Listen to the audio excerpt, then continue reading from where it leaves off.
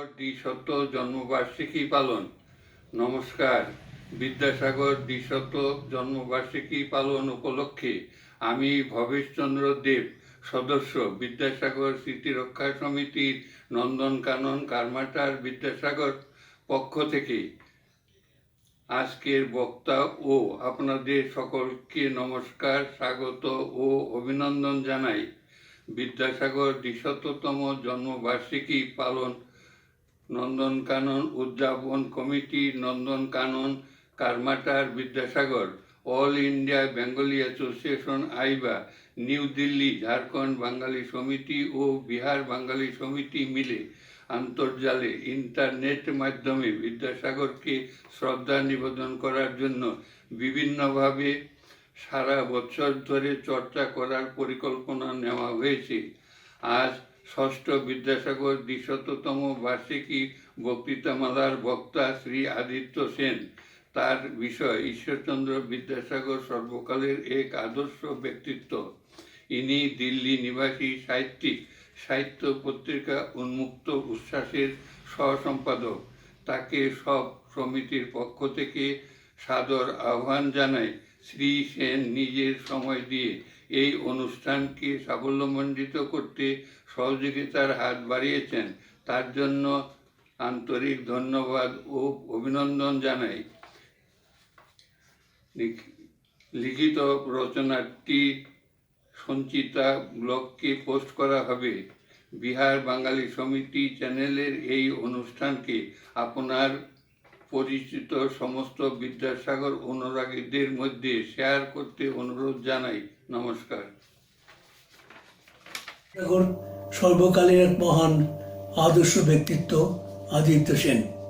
নন্দনকানন উদযাপন কমিটি, ঝাড়খণ্ড বাঙালি সমিতি ও বিহার বাঙালি কমিটি যৌথভাবে বিদ্যাসাগরের দ্বিশত জন্মবার্ষিকী উদযাপন করছেন। এটা আমাদের সবার কাছে এক পরম আনন্দের বিষয়। তাই আমার মতো বৃদ্ধ মানুষকে আপনারা বিদ্যাসাগর সম্পর্কে কিছু বলার আমন্ত্রণে আমাকে কৃতজ্ঞতা পাশে আবদ্ধ করেছেন। আমি এই মহতী কাজের জন্য শুরুতেই আপনাদের অভিনন্দন জানিয়ে রাখি। বিদ্যাসাগরের পূর্ণাঙ্গ জীবন বৃত্তান্তের দিকে তাকালে দেখতে পাবো তিনি নানাবিধ কর্মে, অভাবনীয় কতগুলো মহাযজ্ঞে মনুষ্যত্বের প্রাচুর্যে ভরপুর হয়ে আছেন। তার নির্ভীক চরিত্রের বলিষ্ঠতা, আত্মনির্ভরতা, সত্যচারিতা ও মানব প্রেমের দিকগুলো আমাদের চোখের সামনে উদ্ভাসিত হয়ে উঠবে। কষ্ট করে পড়াশোনা করলে এবং শুভবুদ্ধির জেদ থাকলে মানুষ যে কত দূর এগিয়ে যেতে পারে, বিদ্যাসাগরের অল্প বয়সের একটা দৃশ্যই আমরা এখানে তুলে ধরব।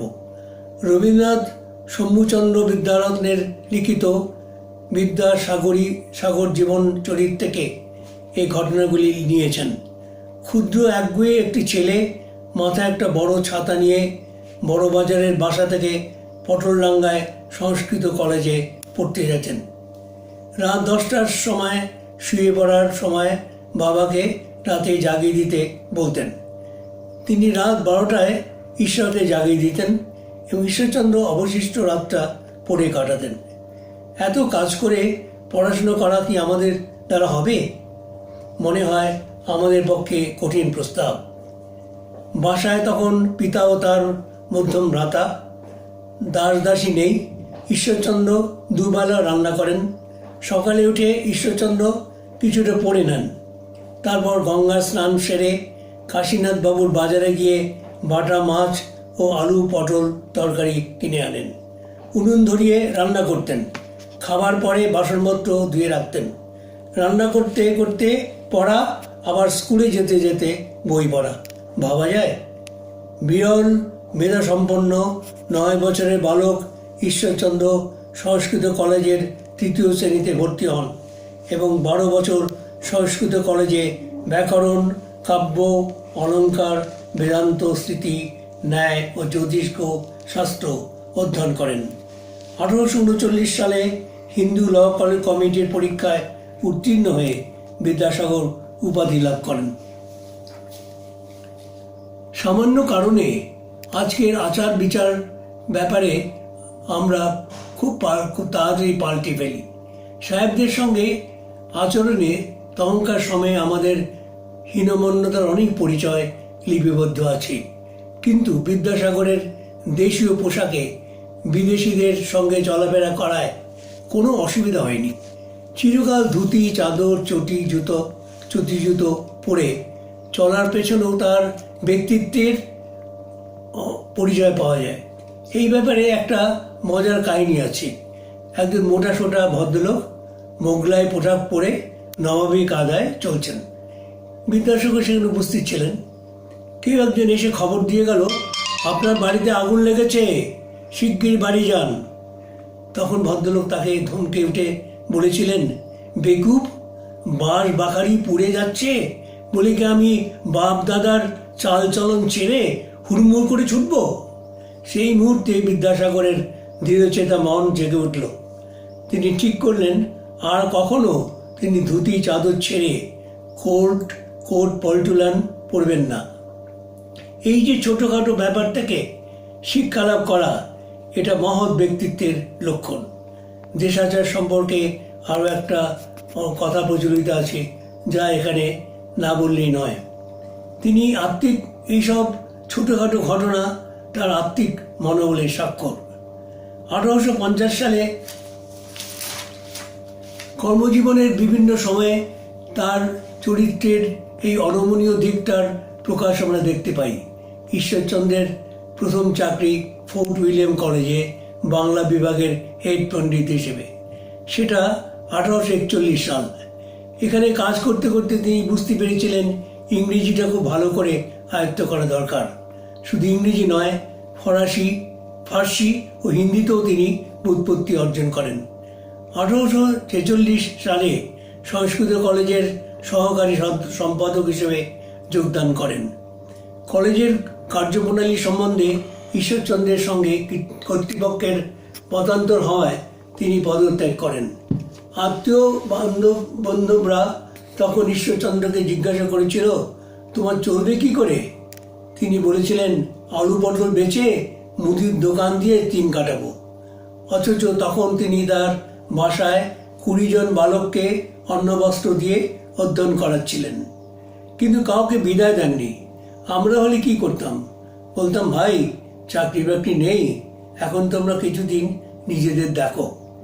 সংসার খরচ বাবদ বাড়িতে পিতার কাছে মাসে 50 টাকা করে পাঠাতেন। তিনি 2 বছর ধার করে এই দায়িত্ব পালন করেছিলেন। কতটা মনের জোর থাকলে এভাবে ধার করে দায়িত্ব পালন করা সম্ভব, এখনও আমরা তা ভেবে উঠতে পারি না। শুধু একবার নয়, বারবার এরকম ব্যাপার ঘটেছে। বড় পদেরও তোয়াক্কা করেননি তিনি। সসম্মানে কাজ করতে না পারলে সে পদেও তিনি পদত্যাগ করতেন, তা যত বড় কাজই সেটা হোক। 1850 সালে বিদ্যাসাগর সংস্কৃত কলেজের সাহিত্য অধ্যাপক হন এবং পরের বছর কলেজের প্রিন্সিপাল। 8 বছর দক্ষতার সঙ্গে কাজ করা সত্ত্বেও এক তরুণ ইংরেজ সিভিলিয়ানের সঙ্গে মনান্তর হওয়ায় তিনি এত বড় একটা চাকরি ত্যাগ করলেন। রবীন্দ্রনাথ এই ব্যাপারে মন্তব্য করেছেন, বিদ্যাসাগর স্বভাবতই সম্পূর্ণ স্বাধীনতন্ত্রের লোক ছিলেন। অব্যাহতভাবে আপন ইচ্ছা চালনা করিতে পারিলে তবে তিনি কাজ করিতে পারিতেন, কিন্তু বিধাতা তাহাকে একাধিপত্য করিবার জন্য পাঠাইয়াছিলেন। অধীনে কাজ চালাইবার গুণগুলি তাহাকে দেন নাই। সংস্কৃত কলেজ ছেড়ে দেবার পর বিদ্যাসাগরের সবচেয়ে বড় কীর্তি উচ্চতর শিক্ষার কলেজ মেট্রোপলিটন ইনস্টিটিউট স্থাপন। আমাদের দেশে ইংরেজি শিক্ষাকে স্বাধীনভাবে স্থায়ী করার এই প্রথম চেষ্টা। সারা জীবন ধরে বিদ্যাসাগর এই স্কুল ও কলেজটির প্রতিপালন করিয়া গেছেন। এতে তিনি তার চরিত্রে একটা মহান আদর্শ বাঙালি জাতির সামনে চিরকালের জন্য অঙ্কিত করে গেছেন। মনে রাখা দরকার, বিদ্যাসাগর সংস্কৃত কলেজও 8 বছরে অনেক পরিবর্তন এনেছিলেন। শূদ্রদের জন্য কলেজের দরজা তিনি খুলে দিলেন। একজন সুপণ্ডিত হয়েও তিনি সংস্কৃত কলেজে ইংরেজি শিক্ষার প্রবর্তন করেন। শুধু তাই নয়, আধুনিক বিজ্ঞান, গণিত ও পাশ্চাত্য চিন্তাধারার সঙ্গে ছাত্রদের পরিচিত করবার ব্যবস্থাও করেছিলেন। 1858 সালের কয়েক মাসের মধ্যে 20টি মডেল স্কুল ছাড়া গ্রামে গ্রামে পায়ে হেঁটে হেঁটে 40টি বালিকা বিদ্যালয় স্থাপন করেছিলেন বিদ্যাসাগর একা। কারো কোনো রকম সাহায্য ছাড়াই এত কাজ করা বোধ করি বিদ্যাসাগরের পক্ষেই সম্ভব ছিল। ভাষা শুধু ভাব গ্রাহক হলে হবে না, তিনি এই স্কুলগুলি স্থাপিত হয়েছিল হলদি, হুগলি, বর্ধমান, মেদিনীপুর, নদিয়ায়। বিদ্যাসাগর ততদিনে বুঝে গেছেন ব্রিটিশ সরকার নিজের স্বার্থ ছাড়া এক পাও এগোয় না। তিনি যে জনসাধারণের জন্য শিক্ষা প্রসারের উদ্দেশ্য ও তার ব্যবস্থা ও রূপায়ণের কাজ করছিলেন তারা গ্রহণ করতে অপারগ। পরবর্তীকালে যে স্কুলগুলি বিদ্যাসাগর গড়ে তোলেন, সরকার তার ব্যয়ভার নিতে অস্বীকার করায় তার সমস্ত দায় দায়িত্ব নিজের ঘাড়ে নিয়েছিলেন। এই সময় তিনি সংস্কৃত কলেজ থেকে পদত্যাগ করেছেন। এরকম ভয়ঙ্কর পরিস্থিতি সামলে তিনি কি করে যে তার দায় দায়িত্ব সামলাতেন, এ আমাদের পক্ষে এক অকল্পনীয় জগৎ, এ এক অভাবনীয় সুদৃঢ় মনের পরিচয় বহন করে।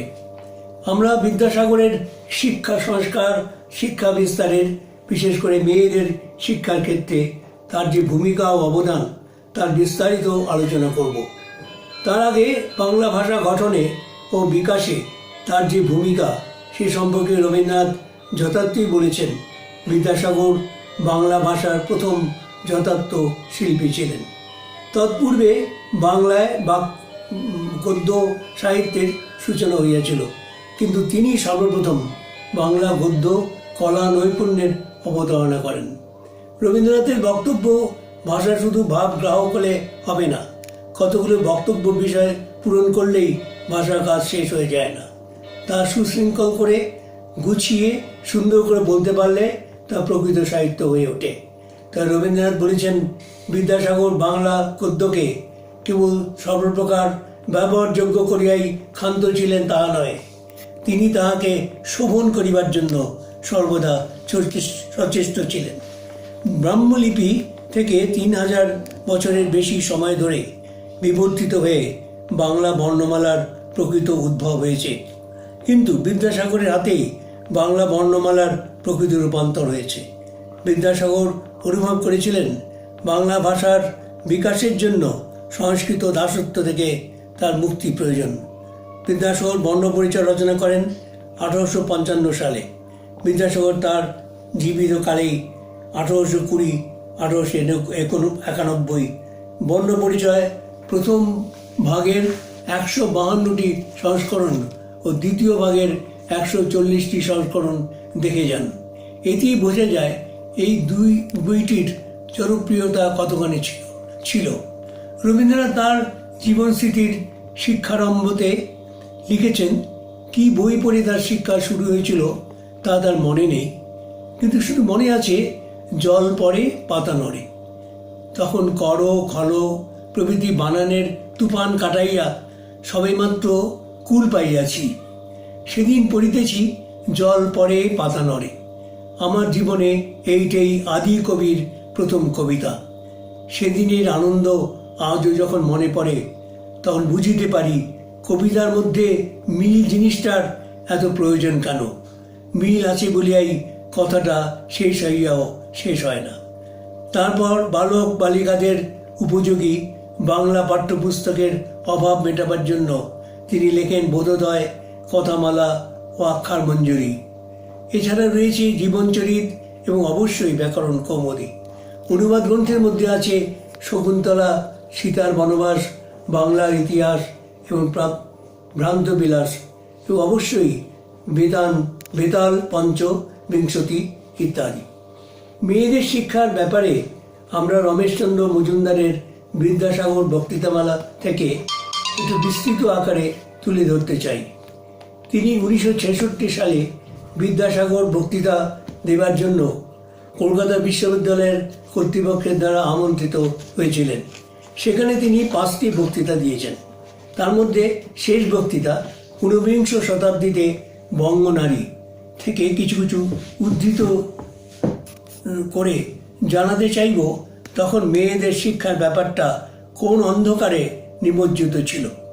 তিনি বলছেন, হিন্দু সমাজে বহু শতাব্দীব্যাপী সিলুকের দুরবস্থায় ব্যথিত হইয়া ইহার প্রতিকারের চেষ্টা তো দূরের কথা, ইহার জন্য দুঃখ প্রকাশের কোনো পরিচয়ও ঊনবিংশ শতাব্দীর পূর্বে পাওয়া যায় না। 1819 খ্রিস্টাব্দে রামমোহন স্ত্রী জাতির দুরবস্থার কথা বলিতে গিয়ে তিনি বলেছিলেন, দেখো কি পর্যন্ত দুঃখ, অপমান, তিরস্কার, যাতনা তাঁরা কেবল ধর্ম ভয়ে সহ্য করে। সেই লেখা প্রকাশিত হবার 2 বছর আগে অর্থাৎ 1817 খ্রিস্টাব্দে কলকাতা হিন্দু কলেজ অর্থাৎ প্রেসিডেন্সি কলেজ স্থাপিত হয়। তখন ইংরেজি শিক্ষায় শিক্ষিত ও পাশ্চাত্য ভাবধারায় এই কলেজের ছাত্ররা এবং অন্যান্য অনেকেও স্ত্রী জাতির দুরবস্থার সম্বন্ধে সচেতন হন এবং তাদের উন্নতি বিধানে অগ্রসর হন। বংশ পরম্পরাগত শত শত কুসংস্কারের ফলে স্ত্রী জাতির লেখাপড়া লোপ পেয়েছিল। তখন মেয়েদের শিক্ষার জন্য কোনো আলাদা পাঠশালা ছিল না। 2-4 জন বাড়িতে লেখাপড়া করত। তখন একটা ধারণা বদ্ধমূল হয়ে গেছিল যে মেয়েরা লেখাপড়া শিখলে তারা বিধবা হবে। ছেলেদের পাঠশালায় কোনো মেয়ে জোর করে পড়তে গেলে সবাই মিলে বলতে থাকতো, এই মদ্দা ঢেরি ছুরি বেটা ছেলের মতো লেখাপড়া শেখে, দেখে নিও এই ছুরি বড় অসৎ হবে। এখনই এই, শেষে না জানি কি হবে। আগে আগে মিশনারিদের চেষ্টায় কিছু কিছু স্ত্রী শিক্ষার নানা প্রচেষ্টা হলেও সার্বিকভাবে হিন্দু মহিলারা সেরকম সাড়া দেননি এবং তাদের অভিভাবকেরা সাড়া দেওয়ার প্রয়োজন আছে বলে মনে করেননি। তবে 1849 সালে যখন বেতুন সাহেব হিন্দু বালিকা বিদ্যালয় স্থাপন করেন, সেটা বাংলাদেশে স্ত্রী শিক্ষার ইতিহাসে স্মরণীয় ঘটনা হয়ে আছে। বেতুন স্কুলের সফলতার মূলে যে কয়েকজন বাঙালি ছিলেন তাদের মধ্যে ঈশ্বরচন্দ্রের নাম সর্বাপেক্ষা উল্লেখযোগ্য। প্রথমে 21 জন ছাত্রী বিদ্যালয়ে ভর্তি হন, কিন্তু 1861 সালে বিদ্যাসাগর বেতুন স্কুল সম্পর্কে যে রিপোর্ট পাঠান তাতে বলা হয় যে বিদ্যালয়ের ছাত্রী সংখ্যা ক্রমশ বাড়িয়া চলিয়াছে। তখন স্ত্রী শিক্ষা বিস্তারের একটা প্রধান বাধা ছিল উপযুক্ত হিন্দু শিক্ষয়িত্রীর অভাব। শিক্ষয়িত্রীর অভাব ছাড়াও স্ত্রীলোকের বাল্যবিবাহ, অবরোধ প্রথা এবং স্ত্রী শিক্ষার বিষয়ে পুরুষের বা অভিভাবকদের ঔদাসীন্য, এগুলো স্ত্রী শিক্ষা প্রসারে গুরুতর বাধা হয়ে দাঁড়ায়। আমরা রমেশচন্দ্র মজুমদারের লেখায় জানতে পারছি যে নবপ্রতিষ্ঠিত ব্রাহ্ম সমাজ, বিশেষত তার যুবক সভ্যদল এবং তাদের নেতা কেশবচন্দ্র সেন এইসব বাধা দূর করার জন্য বিশেষভাবে প্রয়াসী হন। এই অবরোধ প্রথা সম্পর্কে রমেশচন্দ্রের লেখায় আমরা একটা ঘটনার কথা জানতে পারি। ব্রাহ্ম সমাজ অবরোধ প্রথার বিরোধী হলেও প্রগতিশীল যুবক ব্রাহ্মেরা স্ত্রী বা পরিবারের মহিলাদের নিয়ে প্রকাশ্য রাজপথে বার হতেন না, সভা সমিতিতেও যেতেন না। কেশবচন্দ্র সেন তখন সমাজের আচার্য পদে নিযুক্ত হয়েছেন। এই অভিষেকের উৎসবে কেশবচন্দ্র সস্ত্রীক জোড়াসাঁকোয় দেবেন্দ্রনাথ ঠাকুরের বাড়িতে যাবেন বলে স্থির করেন, কিন্তু তার পিতা ও অন্যান্য আত্মীয় স্বজনেরা বাধা দিলেন।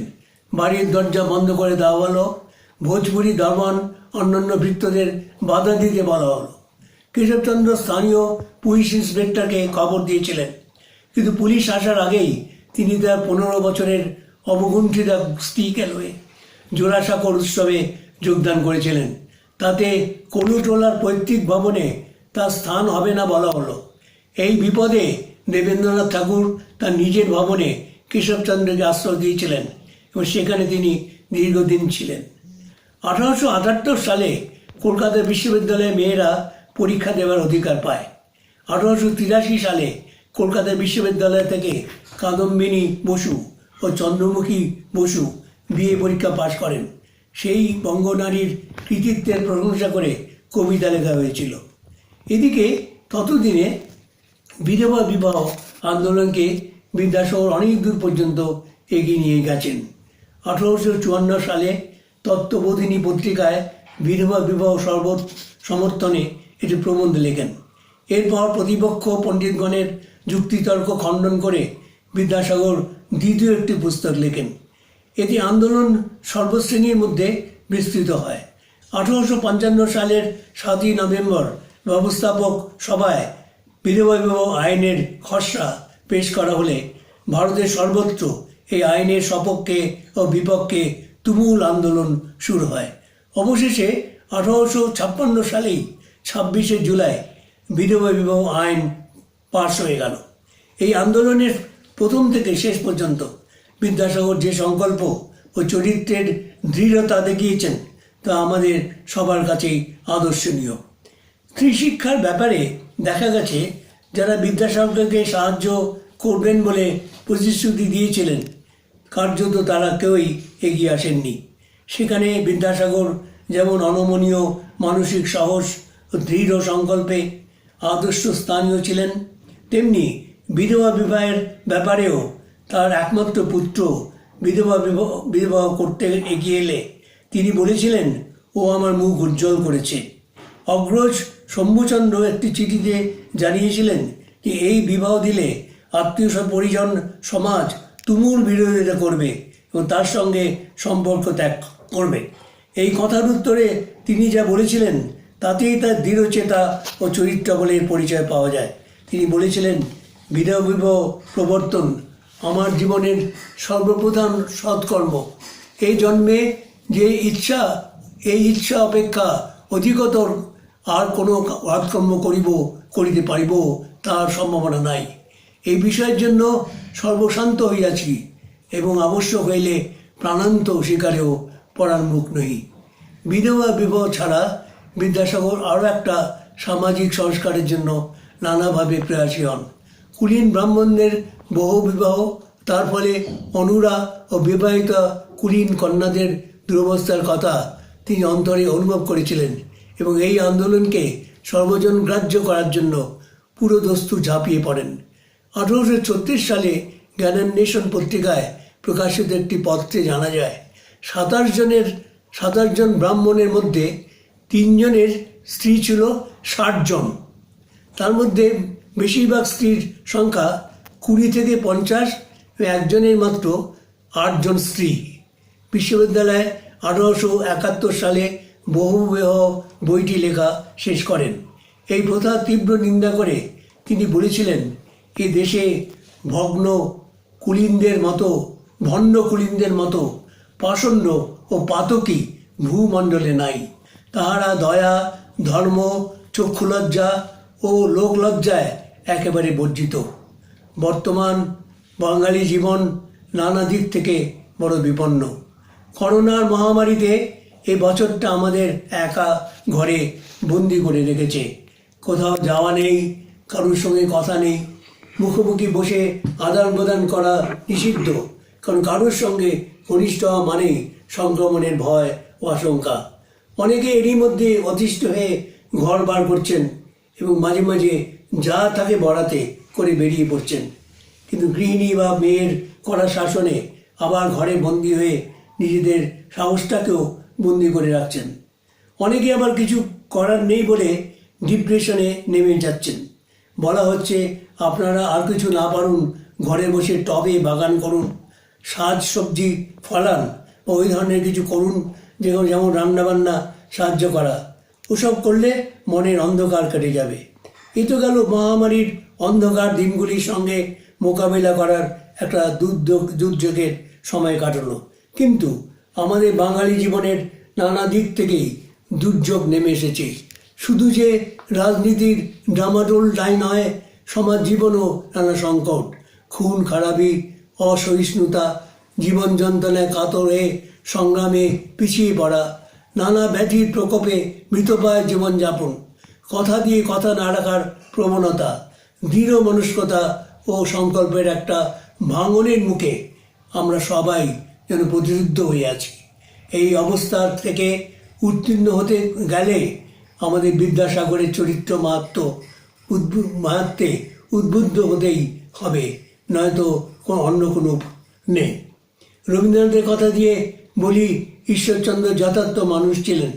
তিনি বলেছেন, মনুষ্যত্ব চরিত্রের দিবালোক, তাহা সর্বত্র ব্যাপী ও স্থির, কারণ তার অভিমতে মনুষ্যত্ব জীবনের সকল মুহূর্তেই সকল কার্যেই আপনাকে ব্যক্ত করিতে থাকে। নমস্কার।